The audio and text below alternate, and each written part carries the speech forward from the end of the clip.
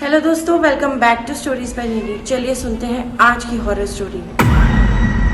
मेरा नाम आशी है और मैं वेस्ट बंगाल से हूँ। ये कहानी उस समय की है जब मेरी चाची प्रेग्नेंट थी। उनको 8 साल के लंबे इंतज़ार के बाद बेबी होने वाला था। हमारे घर में सब लोग बहुत ज़्यादा खुश थे। चाची भी बहुत ज़्यादा खुश थी। एक बार की बात है जब घर वाले सब काम से बाहर गए हुए थे तो चाची घर पर अकेली थी।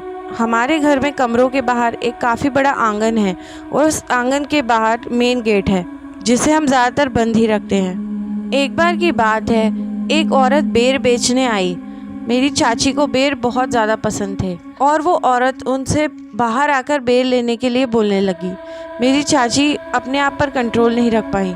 हालांकि हम उन्हें सख्त हिदायत देकर गए थे कि उन्हें किसी भी हालत में मेन गेट से बाहर नहीं जाना, क्योंकि हमारे बाबा जी ने उन्हें घर में रहने की सख्त हिदायत दी थी। लेकिन फिर भी चाची चली गई उस बेर वाली औरत के पास और चाची ने बताया जैसे उन्होंने दरवाज़ा खोला, वो एक भयानक सी दिखने वाली औरत थी जिसके लंबे लंबे नाखून और दांत थे और बेर की जगह वो कुछ सड़ी गली सी लाल सी चीज़ उन्हें बेचने की कोशिश कर रही थी, जिसे देखकर चाची डर गई और दरवाज़ा बंद कर लिया और अंदर आ गई।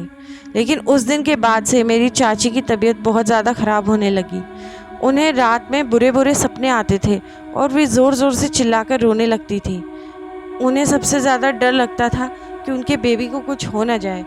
मेरे चाचा जी ने फिर से उन्हें बाबा जी को दिखाया और इस बार बाबा जी ने कहा कि वो एक ख़ास पूजा करवाएंगे बेबी की सही सलामती के लिए। और उस पूजा के बाद देवी माँ की कृपा से एक बहुत ही क्यूट सा बेबी बॉय मेरी चाची को हुआ। हम सब बहुत खुश थे, लेकिन हमारी खुशी ज़्यादा दिन तक नहीं रही क्योंकि चाची को फिर से वही बुरे सपने आने लग गए। और एक बार जब वो अपने कमरे में बेबी को सुला रही थी, मेरे चाचा भी वहीं पर थे, तो उन्होंने देखा कि अचानक से मेरी चाची को कुछ हुआ और उन्होंने बेबी को ज़ोर से पकड़ा और उसे नीचे फेंकने की कोशिश करने लगी। वो तो मेरे चाचा वहाँ थे तो उन्होंने उन्हें रोक लिया, लेकिन फिर से उन्हें बाबा जी को दिखाया गया। इस बार बाबा जी ने उन्हें सलाह दी कि जब तक बच्चा 3 महीने का नहीं हो जाता तब तक मेरी चाची को उनसे दूर रखा जाए और उनके खाने पीने का ख़ास ख्याल रखा जाए। मेरे चाचा और हम लोगों ने यही किया। 3 महीने का बच्चा जब हो गया तो मेरी चाची एकदम से नॉर्मल हो गई।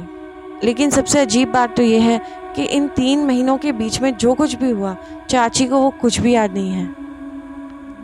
तो ये थी आज की horror story. Thank you for listening.